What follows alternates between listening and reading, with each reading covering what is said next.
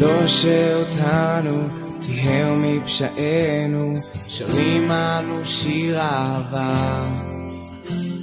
תיקן את דרכינו, ריפא את נפשנו, גילה לנו את פני האב ואתה.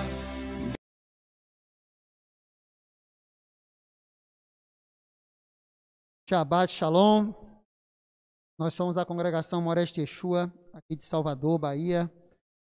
Em mais um Shabbat, um serviço da Torá. Hoje estamos estudando a 18ª porção, Parashá Mishpatim, estatutos ou julgamentos.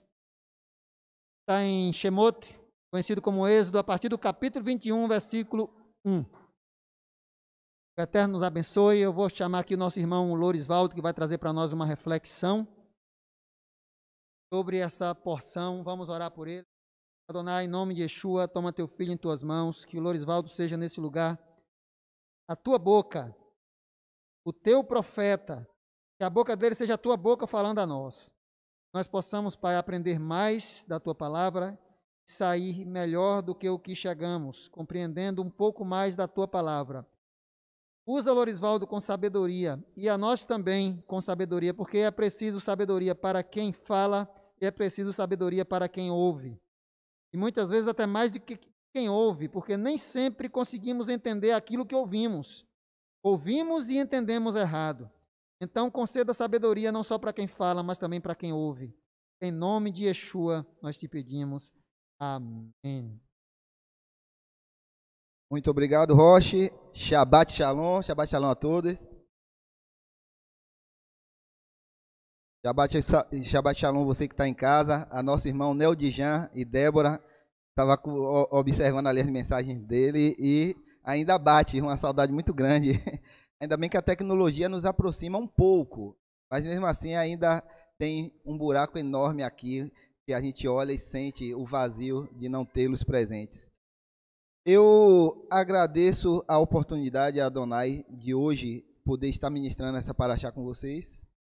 Eu começo a me lembrar da primeira vez que eu estive aqui à frente. Eu acho que já tem uns 3 anos, desde a primeira paraxá que eu ministrei aqui à frente. E eu lembro que eu tinha 2 sentimentos fortes no meu coração naquele dia. Um era o nervosismo, porque eu estava falando para várias pessoas que tinham um entendimento ainda muito maior do que o meu. Eu ainda estava iniciando. E eu tinha ainda essa vergonha de falar um pouco na frente de várias pessoas. E tinha um outro sentimento, que era um vazio no coração. Mas não um vazio da presença de Adonai, não. Um vazio de um sentimento humano de conhecimento, de poder, de fazer as coisas com a sua própria força. Eu estava, não sei se você consegue me entender, eu estava vazio de mim mesmo naquele momento. E hoje tem um desses sentimentos que não está mais presente comigo, que é o nervosismo. Hoje eu não tenho mais vergonha alguma de falar, de conversar e de estudar a palavra de Adonai junto com os irmãos, de forma alguma, mesmo transmitindo pela internet, terminou. Mas hoje eu ainda sinto aquele vazio toda vez que eu venho aqui à frente. Eu sinto que por mim mesmo, pela minha força, pelo meu conhecimento, eu não conseguiria. Eu poderia fazer como o Roche falou aí, eu poderia passar e vocês não compreender. Porque o que é necessário para que o que eu venha a falar aqui chegue até o seu coração e faça alguma mudança é o Ruach, é o Espírito de Adonai me usando para que essa palavra saia com poder e que isso mova algo na sua vida, assim como moveu na minha. Então esse sentimento de vazio, toda vez que eu venho aqui na frente, eu peço a Ele, me ajuda, Senhor. Porque antes de subir, antes de vir aqui à frente, eu fico ali pensando como iniciar. Tome, dá um branco, algumas coisas fogem. Por isso que a gente usa slides, para poder colocar ali pensamentos e poder não esquecer, conseguir seguir uma ordem. E hoje a gente tem uma paraxá complexa, uma paraxá rica, onde a gente encontra vários mandamentos, onde você poderia pegar um por um, destrinchar, e vários deles você poderia transformar em uma única ministração. Você poderia fazer várias ministrações em cima dessa paraxá, porque tem mandamentos aqui que são extremamente difíceis de entender, e a gente poderia ficar filosofando em cima disso, tentando descobrir o porquê ele foi dado por Adonai, o porquê de tal mandamento, o porquê de tal, e a gente poderia ministrar a respeito disso. Só que Adonai colocou algo diferente no meu coração, e eu vou passar para vocês aquilo que ele me mostrou. Vamos ler juntos o primeiro versículo dessa paraxá, o capítulo 21, versículo 1. Só a primeira partezinha, onde diz assim: estes são os estatutos que lhes proporais diante de toda a congregação. Aí você tira o nome dessa paraxá desse primeiro versículo, onde tem ali estatutos, que é Mishpatim, que tem mais de uma tradução. Você vai ver, não é apenas estatutos, mas fica envolvido nesse sentido principal, estatutos. E a palavra hebraica que foi traduzida como ordenanças, que também estatutos, ordenanças, é Mishpatim, é o que está no título dessa paraxá. E na Torá aparecem outras palavras que falam do mandamento do Eterno, dos mandamentos, das leis, das ordenanças que o Eterno colocou para o seu povo seguir. A gente vai ver que tem mandamentos que são complexos, tem mandamentos que são diretos, é isso, você não tem nem o que questionar. Tem outros que podem levantar dúvida, o porquê, mas algo a gente tem que fazer, que é prestar a nossa obediência a Ele, acima de qualquer coisa.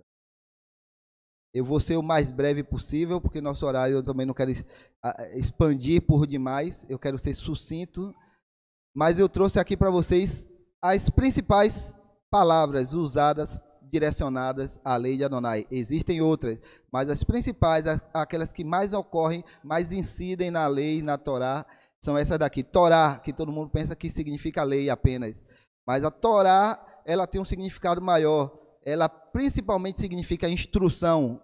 Temos estudos, nosso irmão Neiljan já falou aqui várias vezes, o Uroshi, a respeito disso, a respeito do quão complicado é você pegar a Torá e configurar ela apenas como lei. É a lei de Adonai. A Torá, no seu fundamento principal ali, ela é uma instrução para você. São normas, ensino, serve para lhe guiar, não apenas o significado fixo de lei. E nós temos as mitzvah, ou no plural mitzvot, que são mandamentos. A gente vai encontrar várias vezes também na Torá essa mesma palavra, mitzvah, mitzvot. E temos mishpatim, que a gente está falando a respeito dela hoje, que são estatutos, sentenças, normas, decretos. Temos outra importante, a gente vai focar nessa no final, você vai ver, é Hukim. Hukim são juízos, decretos, obrigação, mandado e mais alguns outros significados, mas os 4 principais para essa palavra Hukim é esse: juízo, decreto, obrigação. E temos uma outra, edut ou edut, depende da pronúncia, que significa testemunhos, provas, depoimentos. São as 5 principais palavras usadas na Torá para falar a respeito dos mandamentos, das ordenanças de Adonai sobre o seu povo. O que acontece? Os nossos sábios, os rabinos, eles classificam, porque até a própria Torá dá base para isso, os mandamentos em 3 categorias, as mitzvot em 3 categorias. A gente acabou de falar delas, das 5 ali, a gente vai pegar as 3 principais, aonde mishpatim é uma delas. Você vai ver aí que mishpatim tem a ver com as leis civis, aquelas leis que são divinas e que promulgam a segurança e sobrevivência da sociedade humana. O fato de você viver em comunidade, aquelas leis que regem o seu dia a dia com seu irmão, com seu próximo, e são diretas, são ordenanças diretas, é assim: não cobiçarás a mulher do próximo, não roubarás, são mishpatim. Então, as ordenanças são as leis civis. Então, são simples de serem entendidas. Ele manda, você obedece. Tem lógica por trás dela. Você não roubar o seu irmão, você encontra uma lógica aqui. Você sabe que não está certo, alguma coisa não está certa. Você cobiçar a mulher do seu irmão, matar seu irmão injustamente, matar um inocente, você sabe que ali não tem nem como questionar, tentar maquiar, não. É direto. Patim. Temos edot. Edot, aqui você vai ver que são testemunhos. Se uma mitzvah testemunha um evento histórico ou algum aspecto da nossa fé, é chamada de edot, testemunho. São exemplos a mitzvah de observar o Shabat, que atesta a nossa crença de que o Todo-Poderoso criou o mundo em 6 dias. Edot são esses mandamentos, onde tem algo histórico por trás. Pensa tem algo histórico por trás do mandamento da festa de Pêssar. Ele simboliza aquele momento específico ali no Egito, na hora de sair do Egito, o milagre que Adonai fez ali, e vários outros mandamentos a respeito de festas e de datas que fazem você lembrar de um acontecimento que marcou o povo de Israel e que se tornou ordenança dele que você guardasse. São edotes, mandamentos. E o mais complexo de todos, que são os rukim, decretos divinos.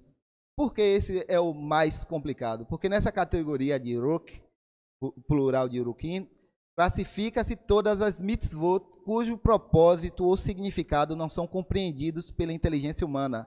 Esta categoria de mandamentos é a mais difícil de respeitar.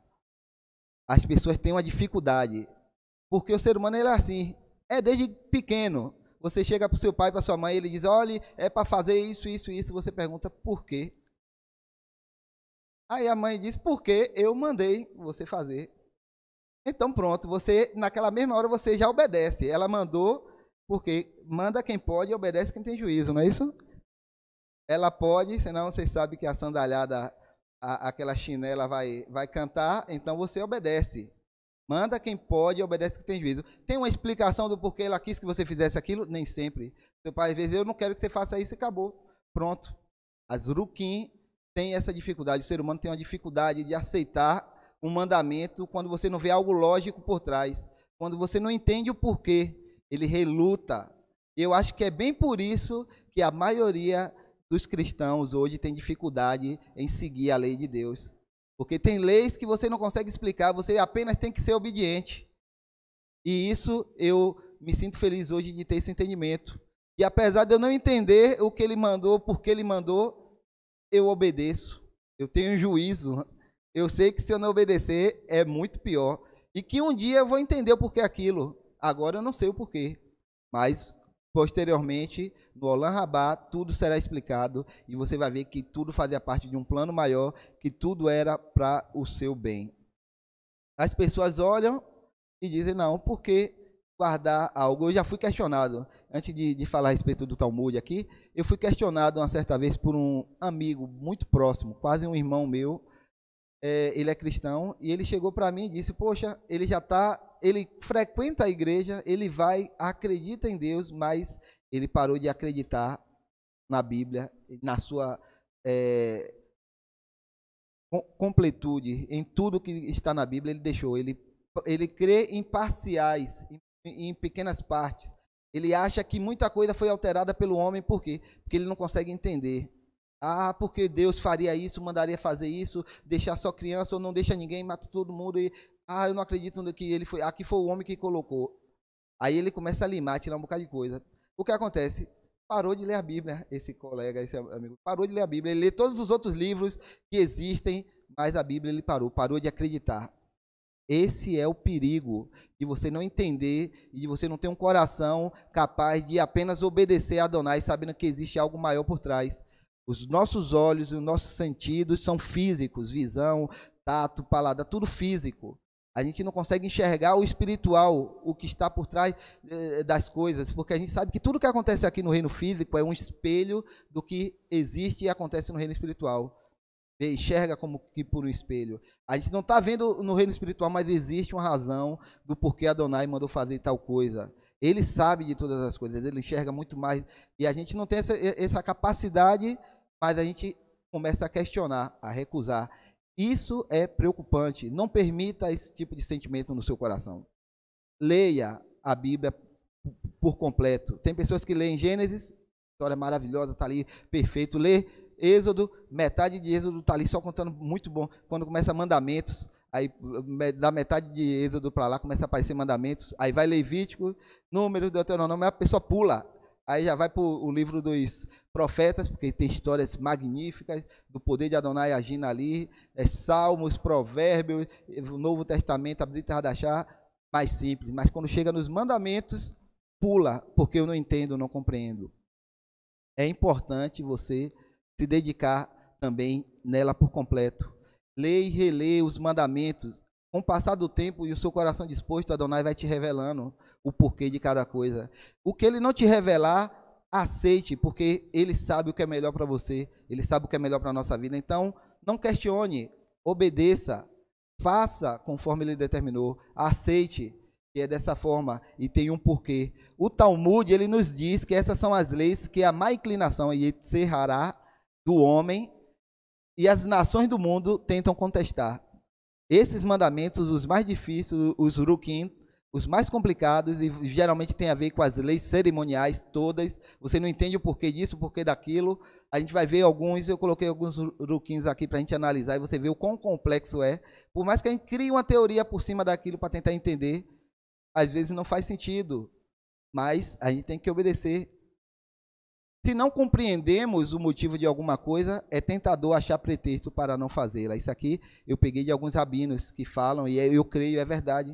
A gente procura pretexto. Ah, não sei, não entendi o porquê disso. A gente tenta entender. Eu digo a você, eu sou amante da lógica. Eu trabalho com números, com informática, com TI, e tudo é lógica no computador. Você aprende a amar e a encontrar. E eu encontro muita lógica nos textos bíblicos aqui. Não, isso faz sentido. Mas chega nesses momentos aqui que a única lógica que eu encontro é a lógica de obedecer. É simples. Você não precisa entender a lógica dentro do mandamento. Entenda a lógica maior, que é obedecer a quem manda, a quem tem todo o poder realmente. Essa é a lógica. Se você quer uma lógica para poder guardar esses mandamentos, use a lógica maior de tudo. Ele mandou. Pronto, eu não sou besta, vou aceitar e vou guardar.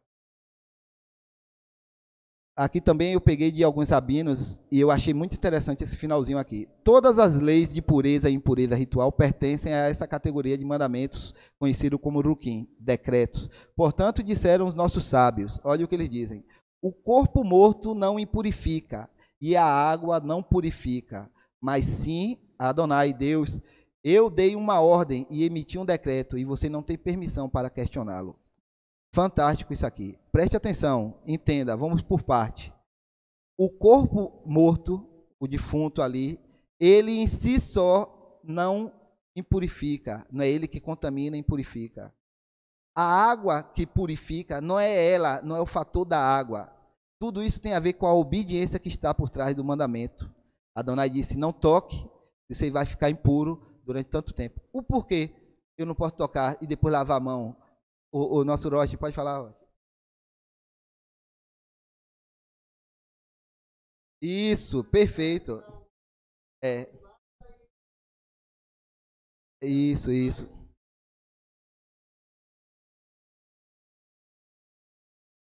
Isso, o nosso Roche está lembrando aqui do que Yeshua falou.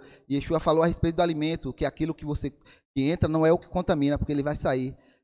Mas, quando você desobedece a Adonai e come o que ele disse para não comer, aí você se torna contaminado, você se contamina, você peca e erra.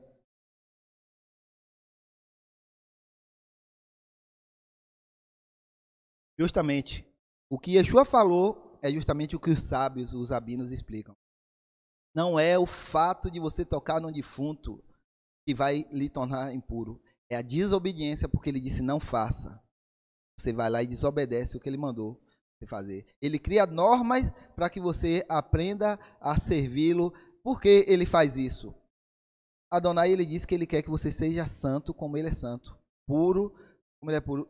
Você tem que se tornar santo, se separar, se tornar uma pessoa voltada para Adonai, para ser semelhante a Yeshua, o nosso alvo, tentar ser semelhante a ele. Ele desobedeceu ao pai em algum momento? Você já viu alguma vez na Brit Hadashah Yeshua desobedecendo, fazendo algo contrário? Às vezes as pessoas tentam questionar, dizer que ele quebrou o Shabat e tudo mais, mas a gente já estudou. A gente sabe que Yeshua, em momento nenhum, quebrou o Shabat, em momento nenhum ele quebrou qualquer um das mitzvot de Adonai. Nunca. Ele ia ao templo, ele fazia aquilo que era determinado. Até as tradições, as boas tradições, a gente sabe que Yeshua também guardava. As boas tradições ele também guardava. Aquilo que não era mandamento, obrigação, mas ele também cumpria. A gente vê, se eu não me engano, a festa de Purim mesmo, que a gente vai ter agora, ele participando. É mandamento a festa de Purim? Foi Hanukkah, não foi? Foi Hanukkah, não Purim não, Hanukkah, perdão. Ele vai e participa da festa de Hanukkah. É mandamento? Não. É uma boa tradição. Ele cumpriu. Em momento nenhum ele quebrou. Então, para você se aproximar e se tornar santo, como Adonai é santo, ele cria um manual aqui, instruções para a sua vida, do que você pode ou não fazer, para que você seja diferente dos outros povos, você se santifique, se aproxime cada vez mais dele. Através das mitzvot, os mandamentos da Torá de Adonai, é que você começa a compreender o caráter dele, você começa a criar a sua imagem correta de quem é Adonai. Diferente de muitos que criam uma ideia de um Deus punitivo, com chicote na mão, onde errou, tome, pá, sem amor, sem imparcial. Muitos leem, não entendem e têm uma noção errada. Outros acham que Adonai agora, depois de Yeshua, principalmente, está todo mundo à vontade. Só precisa reconhecer Yeshua e acabou, está salvo, está à vontade, pode fazer o que for, que você não perde mais. São entendimentos errôneos e que levam você a um caminho distante de Adonai. O caminho de Adonai, ele explica através da Torá dele, da lei e dos mandamentos. E nessa paraxá são tantos, e cada um com significado tão profundo por trás, que você vê até a preocupação de Adonai com o desleixo do homem. O homem desleixado cria animais, tem um boi selvagem, eu sei como é no interior, eu ia quando criança, e a coisa que eu mais gostava era no final da tarde correr atrás deles, botando para ir para o curral, para aprender. Oxe, era o momento, eu ficava esperando entardecer para ir correndo atrás deles e botando. Só que tinha um que era o touro, você não podia nem chegar perto que ele corria atrás. Então a Adonai faz o quê? Se você tem um animal desse que pode machucar e ferir alguém, e você não guarda, não prende ele da forma adequada, ele vai lá e mata alguém, ou mata até o outro animal da outra pessoa, tudo isso tem uma consequência. Você vai pagar um preço por qualquer um desses fatores. Ele lhe mostra que você tem que ter cuidado. Ele começa a lhe moldar para que você seja uma pessoa atenta ao prejuízo que você pode dar ao seu semelhante, ao animal, pode ser o que for. Você começa a ver leis para tudo, para reger o povo de Israel ali, para não ter confusão. E muitas dessas leis você vê hoje que faz parte do nosso dia a dia. Os homens absorveram, porque são lógicas, são claras, se você vai contrário aquilo dali, você vê que é algo mal, ruim para com a outra pessoa. Então, você não tem motivos, permissão para questionar a Adonai. Se ele mandou, cumpra. Demonstramos assim que estamos colocando Deus acima do nosso próprio intelecto. Apesar de talvez não sermos capazes de justificar esses mandamentos perante o mundo, expressamos nossa segurança interior como servos ao continuar cumprindo. Eu já fui questionado por esse colega, já fui questionado por outros que não leem a Bíblia, mas têm aquele entendimento por cima de algumas leis que eles acham absurdo. E por que você não guarda então, não faz isso? A gente sabe que boa parte dos mandamentos são impossíveis de serem cumpridos hoje, porque não existe o templo. Principalmente os mandamentos de rituais, de purificação e tudo mais, não tem como. Sacrifícios, não tem como. Impossível, não tem um templo, você não vai cumprir. Mas se existe uma forma de você guardar aquele princípio por trás do mandamento, assim, com o dízimo e com as ofertas, você guarda. No seu coração, Adonai vê o quê? A intenção que você tem de guardá-lo, de guardar aquele mandamento, mesmo não podendo guardar. E aí eu lembro agora de um fato interessante que eu li, a respeito de uma pessoa, um americano, que tentou guardar todos os mandamentos que está na Torá, nos tempos atuais. Aí o que ele fez? Ele pegou, sabe, um bocado de pedrinha pequenininha, aquelas pedras de aquário, e andava na mão. Aí, quando alguém cometia um pecado que era para ser apedrejado, segundo a Torá, ele pegava aquela pedra e jogava na pessoa. A pessoa nem sentia, mas ele apedrejou a pessoa. E ele foi tentando guardar todos os mandamentos que está ali. Mas só que mandamentos sacrificiais não tem como, não tem templo, você não pode fazer. Mas eu achei interessante, achei engraçada aquela tentativa e o desejo no coração dele de guardar. A gente sabe, não tem como. Hoje não é mais dessa forma. Se você apedrejar de verdade para matar, lixar uma pessoa, você comete homicídio e você vai preso. Então, mandamentos que não são possíveis. Mas você vê que existe uma consequência por causa do princípio por trás daquilo. Uma morte não física na vida daquela pessoa, mas espiritual. Um afastamento de Adonai. Você perde o direito de ter seu nome escrito no livro da vida e estar no Olam Rabá. Se você vive diante desse pecado, dessas transgressões. Você não mata aquela pessoa fisicamente agora, mas aquela pessoa está morta espiritualmente. Existe, então, um princípio por trás dos mandamentos. Isso daí quebra qualquer questionamento com relação a pessoas que não acreditam que existe um princípio, que o mandamento é duro, é aquilo. eu cumpro ou não cumpro e acabou. Existem princípios por trás dele. E você, quando está em pecado, todo mundo aqui peca. Não tem esse que levante a mão que diga no erro. No momento que você peca, você sente o espírito de Adonai se afastando. Você tem que ser muito insensível, você tem que estar morto já, para você não sentir uma diferença na sua vida quando você transgride o mandamento de Adonai. Você sentir algo faltando na sua vida e você não querer correr para pedir misericórdia a Ele, perdão, para que você sinta novamente a presença dEle, para que Ele esteja novamente contigo. Pode falar, Rocha.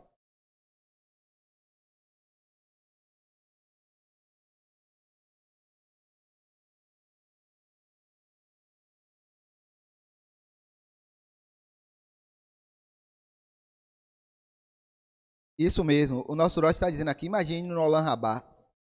Leis vão continuar existindo. A gente não sabe quantas serão, se vão ser as mesmas, mas existe a possibilidade muito grande de que a gente venha a viver ainda a Torá da mesma forma.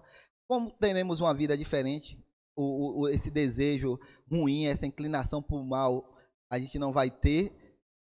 Pode ser que alguns mandamentos não tenham a necessidade, a gente não sabe. Mas digamos que tenham todos esses mandamentos lá no Olam Rabá. Você hoje está aqui treinando, aprendendo a ser obediente, a guardar os mandamentos. E você menospreza. Quando chegar no Olam Rabá, você vai se embaraçar um pouquinho para tentar se acostumar, para guardar. Você vai ter um prejuízo na sua vida. Por isso é melhor você começar desde já, treinar a obediência. Até porque se você não for obediente, eu acho que nem lá você vai chegar. Se você não for, vou guardar para o último instante, porque no último instante, antes de morrer, eu peço perdão. Enquanto isso eu vou curtindo. Mas ninguém sabe o dia da morte, né?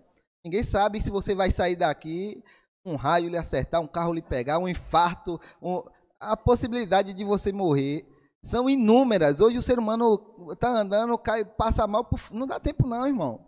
Você não pode esperar para o último instante, quando tiver velhinho, eu vou seguir todas as leis de Adonai, vou começar a guardar todas aquelas leis que eu consigo, que eu posso guardar, vou começar. Não espere. É um conselho que eu lhe dou. Não espere. Aí eu lembro do Rabino Marcelo. O pessoal questiona ele. E se depois de tudo isso que você fez aqui na terra, guardou o mandamento, fez tudo, teve uma vida dessa assim, e eu curti à vontade, fiz tudo que a carne queria que eu fizesse, e chegar no grande dia, não existe nada disso. Não tiver, aí o Rabino Marcelo disse, se não tiver nada disso, eu tive uma vida boa, eu gostei de viver assim, correto, pronto, acabou, não teve nada, tem problema. Agora, eu pergunto para você, e se tiver, e se realmente existir, eu guardei, estou lá, e você não, e aí você vai para onde? Então, e você tem que pensar a respeito disso. Eu não sei se vai ter, ou se é verdade ou não que está na Bíblia, vai ter o Olam Rabá, vão todos ressuscitar, eu não sei. Meu amigo, eu creio que sim, não tenho dúvida nenhuma. Se você tem dúvida, pense assim. E se tiver, eu não guardei o que a Bíblia manda eu guardar, o que a Torá manda eu fazer, o que Adonai determinou como mandamento para eu fazer, eu não fiz e agora eu não tenho direito de estar lá. Morte eterna. Será que você quer passar por isso? Será que é melhor você, durante esses 70, 80, 90 anos ou menos que você venha viver nessa terra, você ter uma vida pautada, na verdade, em andar correto diante de Adonai? Porque o mundo vindouro é infinitas vezes maior, o seu projeto de vida lá é infinitamente maior do que o que você tem hoje na terra. Você não vai passar pela morte lá, você vai ter a árvore da vida para você se alimentar sempre dela e seu corpo prolongando a sua vida. Aqui você tem 70, 80, no máximo 120 anos hoje para viver. E você não pensa na eternidade. Você poderia passar esse tempo minúsculo aqui na terra sendo correto, andando correto, fazendo a vontade de Adonai, não fingindo o que está fazendo, vivendo realmente, para garantir que esse tempo maior que você vai passar no Olam Rabá, você tenha esse direito de conseguir chegar até lá. Alguns exemplos, eu coloquei 3 exemplos aqui para a gente pensar a respeito disso, de Irukim, desses decretos complicados de entender. Saatnes é um dos mandamentos referente a isso aqui, a sua vestimenta não tem mais de 2 tipos de fios entrelaçados. Ele diz assim, a Torá proíbe vestir-se com roupas que contenham mistura de lã com linho. Não obstante, é permitido vestir um traje de linho em cujos cantos haja tizit de lã atado. A gente tem os nossos talits com lã nas pontas. o mandamento, ele diz, não pode misturar, não tenha nas suas vestes esses dois tipos de lã entrelaçados. Por mais que questionemos essa exceção, a Torá declara no que concerne a mitzvah de Saatnes, e vocês guardarão, ele diz lá logo no início, vocês guardarão os meus ruquim. Ele manda, ele diz, você vai guardar. Na sua vestimenta, você não vai ter esses dois tipos de fios entrelaçados. Eu creio da seguinte forma, aqui a gente não está entrelaçado, apesar de você ter essa parte com lã separado, ela não está entrelaçada, não está um tecido completo aqui misturado. Mas, e a nossa vestimenta no dia a dia? Hoje você consegue se vestir, a indústria hoje para economizar mistura tantos tipos de tecido, de linha, para deixar mais maleável, a roupa não amassar, você consegue guardar esse mandamento.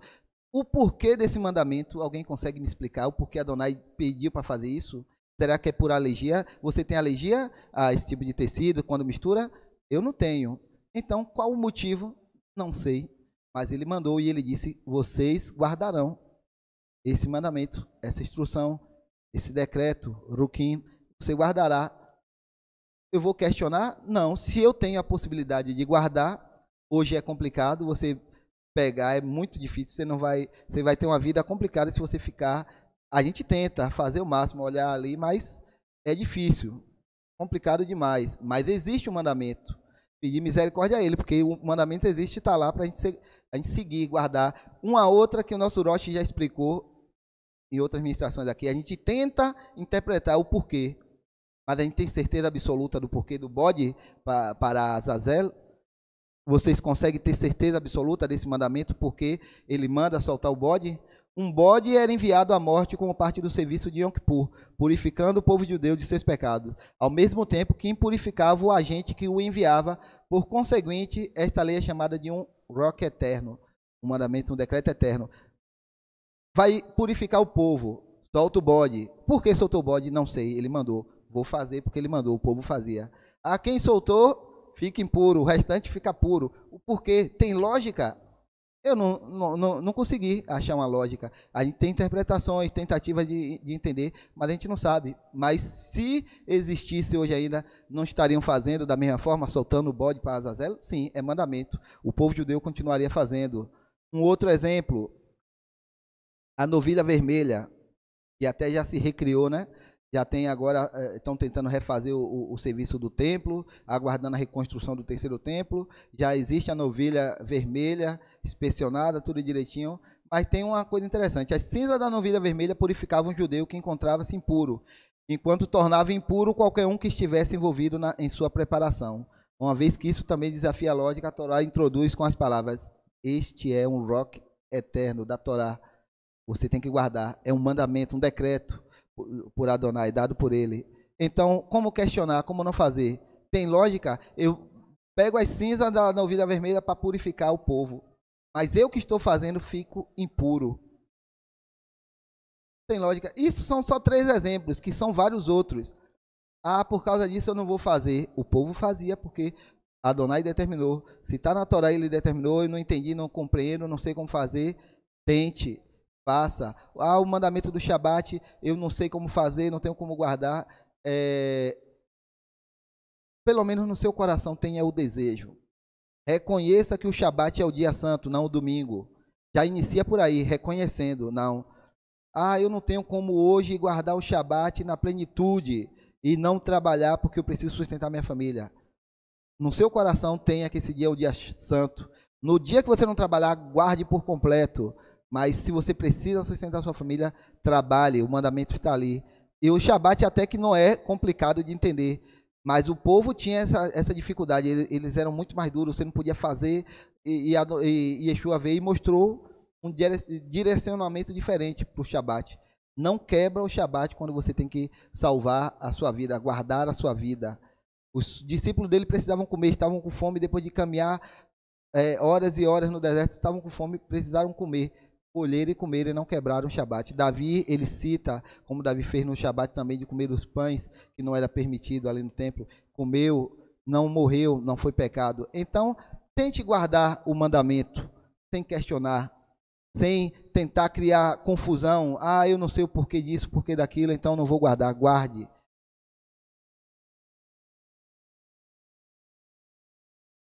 Não, estão perguntando aqui, o bode para Azazel e a novilha vermelha não precisa mais guardar? Não é que não precisa, não tem como. O templo não existe. Tem mandamentos que você não tem como cumprir porque o templo não existe. Se o templo for reconstruído e se isso ocorrer antes de Yeshua retornar, de tudo se cumprir e voltar a ter sacrifícios lá, todos esses mandamentos serão guardados. Todos os mandamentos serão guardados, porque senão o serviço fica incompleto e você incorre em um erro, o povo incorre em um erro. Eu coloquei aqui só para fixar, Deuteronômio 29, 29. As coisas encobertas pertencem a Adonai, nosso Elohim, porém as reveladas nos pertencem a nós e a nossos filhos para sempre, para que cumpramos todas as palavras dessa lei. Então, tem mandamentos que são encobertos. Outros Adonai deu de forma clara, objetiva, faça isso, isso, isso, e tem uma lógica por trás. Mas tem coisa que é encoberta, e a essas pertencem a Adonai. Nossa obrigação é de guardá-las, de seguir a ordem dele. Essa frase aqui eu achei fantástica e coloquei para vocês. Eu não esqueci o nome do rabino que falou isso aqui, mas ele diz: os ruquim, contudo, não são leis sem razão. Sua lógica, porém, é divina. Os mandamentos complexos, que você não entende o porquê, não são sem razão alguma, tem um porquê. Só que a lógica dela é divina. Você não tem como saber. Você pode ter até uma revelação daquilo, se você clamar e buscar ele. Mas como é que a gente vai provar que é aquilo? Não. Pode ser para você aquela verdade, não, eu creio que é por isso. Mas a gente não tem uma clareza na Torá para algumas coisas, mas uma coisa é certa, a lógica maior prevalece, obediência a Adonai. A gente já está terminando, eu peguei alguns mandamentos no final que eu achei interessante para a gente dar uma lida. O capítulo 23, versículo 13 diz assim: e em tudo o que tenho dito, guardai-vos, e do nome de outros deuses nem vos lembreis, nem se ouça na vossa boca. Aí, aqui tem um mandamento: nem vos lembreis dos nomes dos outros deuses, nem se ouça da vossa boca. Aí eu botei uma pergunta: é proibido mencionar o nome de outros deuses? Porque o mandamento aqui aparentemente diz que você não deve nem pronunciar o nome de outros deuses. Mas será que é isso que o mandamento quer passar? No meu entendimento, é isso aqui. Porque a própria Torá e os profetas fazem isso, recitam o nome desses outros deuses, mas não citam com um intuito de engrandecer e fazer com que o nome dele seja engrandecido, de render honra para esses falsos deuses. É apenas uma advertência. Você está fazendo menção com o propósito de os identificar. Olha, esse Deus tal, Deus falso, isso, aquilo. Você não está honrando. Então, esse mandamento, quando ele diz que não se ouça na vossa boca, é em honra, em pronunciar que a fulano de tal adora tal Deus lá não sei quem, e que fez isso por ele, e honrar aquela... Porque só existe um Deus verdadeiro. Senão você começa ali a idolatrar. Começa o pecado de idolatria. Ali é um mandamento fácil de entendimento. Tem um outro, para a gente encerrar, já estamos no horário, o capítulo 24, o versículo 4, a primeira parte, que diz assim: Moisés escreveu todas as palavras de Adonai, que Adonai citou para o povo. Ele escreveu todas as palavras que Adonai determinou. O que acontece? Os rabinos, eu coloquei aí, eu vou falar, não vou nem ler, você pode ler em casa. Os rabinos, eles dizem que no Sinai, Adonai deu para Moshe a Torá, ele escreveu, e deu também a Torá oral. Só que o próprio Moshe, ele fala nesse versículo aí, que ele escreveu tudo quanto Adonai determinou. Então essa história de que existe uma lei oral dada a Moisés no Sinai, que ficou só passando de pai para filho, isso é história, não tem base bíblica nenhuma. Adonai passou para ele tudo que ele tinha de mandamento, ele escreveu. A lei oral é boa, você consegue extrair muita coisa boa, coisas que trazem clareza em alguns mandamentos difíceis, mas também tem muita coisa que traz confusão quando você não consegue entender. São muitos rabinos, muita gente dando sua opinião ali em determinadas coisas, e tem hora que você vê que aquilo choca com a Torá em alguns pontos. Então você, quando vê algo chocando no Talmud, na lei oral, no Midrash, onde for, chocando com o que você leu na Torá, eu digo a você, siga o que está na Torá, não o que os homens dizem, o que os homens determinam. Às vezes os homens colocam um peso tão grande sobre a lei que se torna impossível cumpri-la. E Yeshua veio para tirar isso, para remover esse peso que os homens colocaram, tornando a Torá de Adonai difícil de ser cumprida. Ele veio remover e tirar isso da nossa vida. Mais um, para a gente encerrar, capítulo 24, versículo 8, que diz assim: Então tomou Moisés aquele sangue e aspergiu sobre o povo e disse: Eis aqui o sangue da aliança de Adonai, que Adonai tem feito convosco sobre todas essas palavras. Algo fantástico aqui. Você tem um processo, deixa eu colocar na tela para vocês. Os rabinos, eles ensinam que Israel, quando entrou no pacto, ele entrou mediante 3 coisas. A gente sabe que a circuncisão é a primeira. A circuncisão, você entra no pacto ali que foi feito com Moshe. Mas só a circuncisão, a gente vê nesse versículo que não. Você tem a imersão nas águas rituais, para se lavar. Hoje a gente conhece como tefilá, o batismo. Eles tinham esse processo também de você ir na mikvê e se lavar para se purificar. E tinha a aspersão de sangue de um animal sacrificado, que você vê nesse versículo aqui agora. Então você entrava na aliança, esse sangue significava também selando a aliança. Você já tinha feito a circuncisão, já tinha se limpado, se lavado para poder se purificar, e houve a aspersão do sangue. Aí a gente traz isso hoje para a nossa realidade com o Yeshua. Um outro ponto, esses 3 requisitos também foram necessários para que gentios pudessem converter-se em prosélitos durante a época do segundo templo. Hoje em dia não se pode fazer mais que os 2 primeiros, por não existir templo. Então tem 2 daqueles pontos ali: o se banhar nas águas para se purificar, e o sacrifício de animal com sangue para aspergir. Então a circuncisão você ainda consegue fazer. E aquele gentio que queria entrar na aliança, ele passava por esses 3 pontos também. Os rabinos ensinam, e está lá no Talmud também explicando a respeito disso. Só que hoje, para você entrar na aliança renovada através de Yeshua, você passa também por esses 3 pontos. Você passa pela circuncisão do seu coração. Não que você não precise fazer a circuncisão física. O judeu, ele entra no pacto também através de Moshe. Então, existe a circuncisão física. Mas hoje o gentio, se achegando através do pacto, através de Yeshua, lá você vai ver em Colossenses 2:11 e Romanos 2:29, que é necessário que você circuncide o seu coração. Então, existe uma circuncisão para entrar no pacto, na aliança renovada através de Yeshua. Existe a imersão em águas rituais no nome de Yeshua. Existe aqui o batismo, que você passa por ele também, da mesma forma que era feito a lavagem em águas rituais ali para purificação. Está lá em Mateus 28:19, Atos 8:16 e 10:48. E a expiação pelo sangue do Messias, que é o sacrifício dele. Então você cumpre, para entrar na aliança através de Yeshua, a aliança renovada, você continua cumprindo os mesmos passos que se cumpria na época da lei. Você passa pela circuncisão do seu coração, você se banha e se lava ali nas águas rituais ali no batismo, na tefilá, e a expiação pelo sangue do Messias, da mesma forma que ocorreu e que ocorria nos tempos antigos. E eu encerro com isso aqui, e eu chamo o nosso Roche e passo para ele, e agradeço que Adonai nos abençoe e nos dê um excelente Shabat, um restante de Shabat abençoado, e a gente se encontra na quarta-feira. Quarta-feira a gente vai ter estudo, e no próximo Shabat também.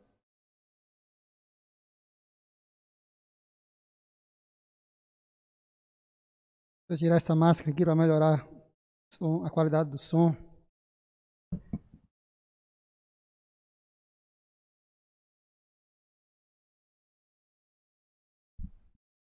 Irmãos, eu queria fazer rapidamente 3 comentários aqui, em cima do que o Louro estava falando. Anotei aqui para não esquecer.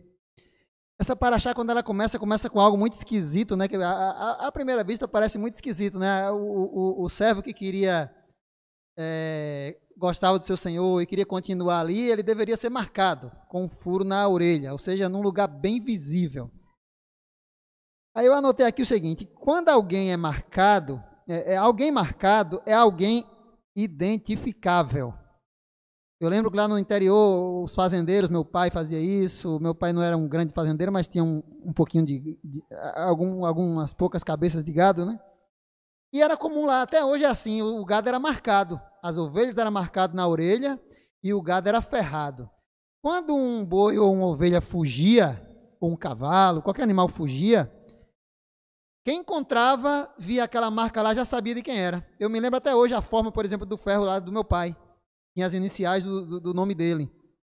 Quem encontrasse em qualquer lugar já sabia, ó, isso aqui é de Guilherme, vou devolver. E assim era com qualquer pessoa. Aqui, esse servo ele estava sendo marcado na orelha, um lugar visível. Quando alguém encontrava aquele rapaz em algum lugar, vamos supor que alguém fizesse fazer algum mal a ele, já sabia logo, opa, esse homem pertence a fulano de tal, ó, não vou tocar nele não. Era um sinal de pertencimento ao seu Senhor.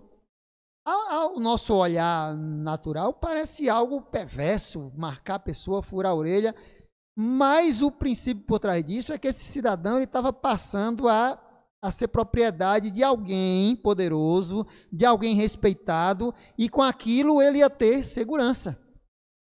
Isso aqui pode estar refletindo o nosso pertencimento a Adonai. Nós vemos pelo livro do Apocalipse, por exemplo, que os servos do Eterno são marcados. São marcas que talvez a gente não veja no olho humano, não veja, mas no campo espiritual são pessoas marcadas. Isso é importantíssimo. Então, não pense que aquilo ali é uma crueldade, uma perversidade, não. Existe algo espiritual muito forte por trás disso. Alguém marcado é alguém identificável, é alguém que tem dono, não é uma ovelha perdida. E a outra coisa que Loura estava falando, né, de você não entender a lógica de algo e ficar sem querer obedecer porque você não entende. Eu queria contar aqui rapidamente uma experiência que eu já tive. Valéria conhece o lugar. Tem um restaurante no bairro de Pernambués, aqui em Salvador, e que eu vou, né, constantemente lá. E aquele estacionamento que tem daquele mercado ali de frente, eu aproveitava que o estacionamento fica vazio e aberto e estacionava lá.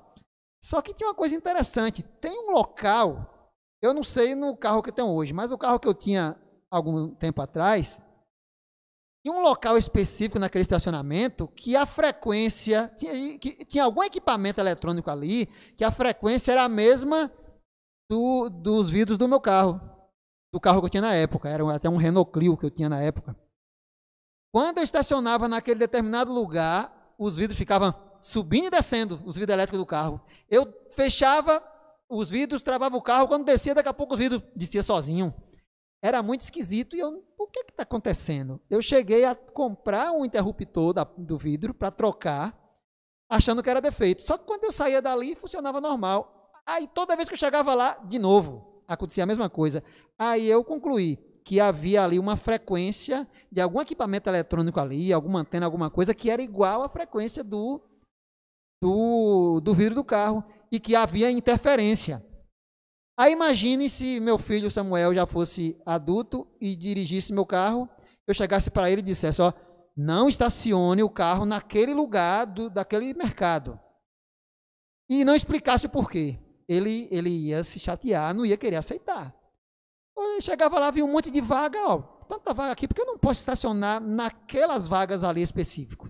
Ele ia querer uma explicação. Mas imagine que eu não desse essa explicação.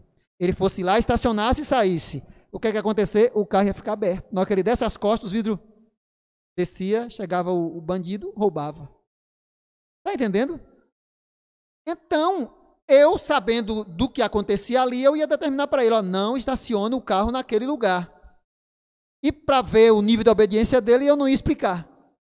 Mas aí, se ele por essa questão, ó, não entendo, não vou obedecer algo que eu não entendo, ele ia certamente perder o carro, porque o vidro ia abrir sozinho quando ele saísse e o ladrão ia entrar e roubar. Então, irmãos, existe uma lógica naquilo que parece não ter lógica, como o Loure citou.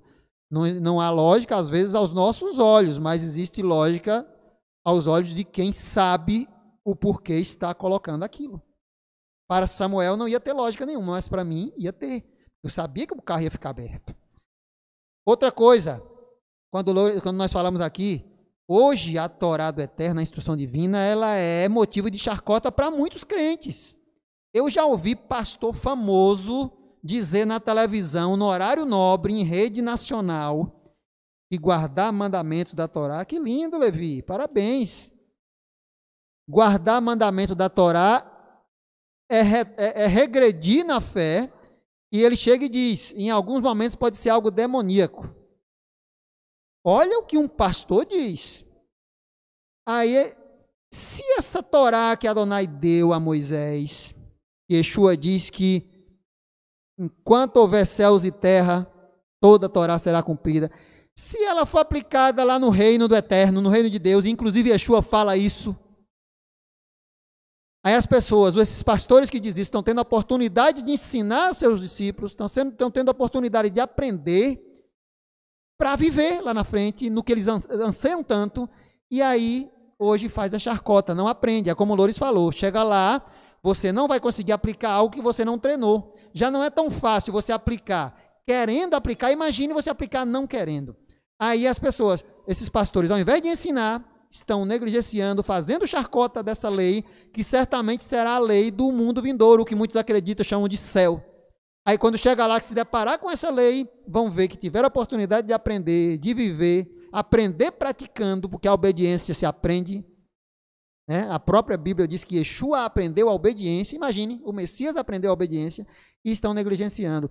E aí, com uma frase só de Yeshua, a gente já vê que realmente a Torá de Moisés, não digo todos os mandamentos, nós não sabemos, mas pelo menos a sua forma, vamos dizer assim, mais ampla, será a lei do mundo vindouro, da vida eterna.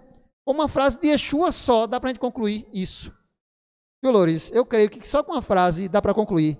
Quando Yeshua fala, passarão os céus e a terra, mas a minha palavra não passará. Passarão os céus e a terra, ou seja, vai chegar um tempo em que a terra como a gente conhece, o céu como a gente conhece, ele vai passar, ele vai ser transformado, vai vir um novo sistema. Aí ele fala, mesmo nessa época, a minha palavra não passará. E ele chega em outros momentos e diz que a palavra dele não é dele, mas o Pai que deu. Ou seja, então a palavra de Adonai, a instrução divina, é a instrução de Yeshua, e que segundo ele, mesmo depois que o céu e a terra passar, eles não passarão. Então a palavra de Adonai realmente é eterna. Você que me ouve, você que é pastor e acha que isso não tem mais valor nenhum, tome cuidado, você pode estar correndo um sério risco, porque você está negligenciando algo que vai ser a lei do lugar para onde você acredita estar indo. E quando chegar lá, você vai, e aí agora? Não pratiquei, não entendo dela, não sei o que fazer. Muito cuidado.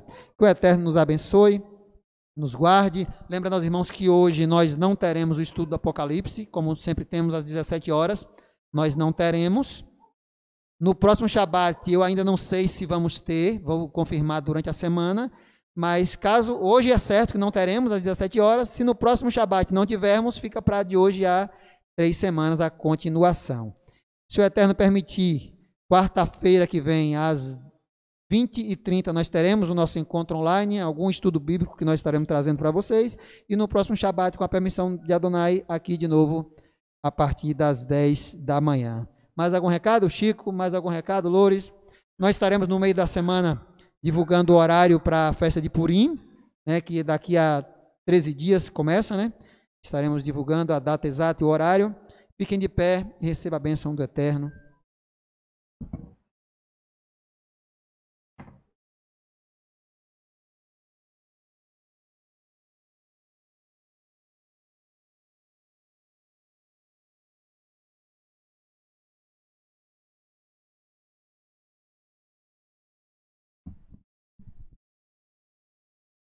Yevarechecha Adonai veishmerecha. Adonai panav elecha vihuneka. Issa Adonai panav elecha veasem lecha. Shalom. Amém. Que Adonai te abençoe e te guarde. Que Adonai faça resplandecer o seu rosto sobre ti e tenha misericórdia de ti. Que Adonai sobre ti levante o seu rosto e ponha em ti a paz. Shabbat Shalom.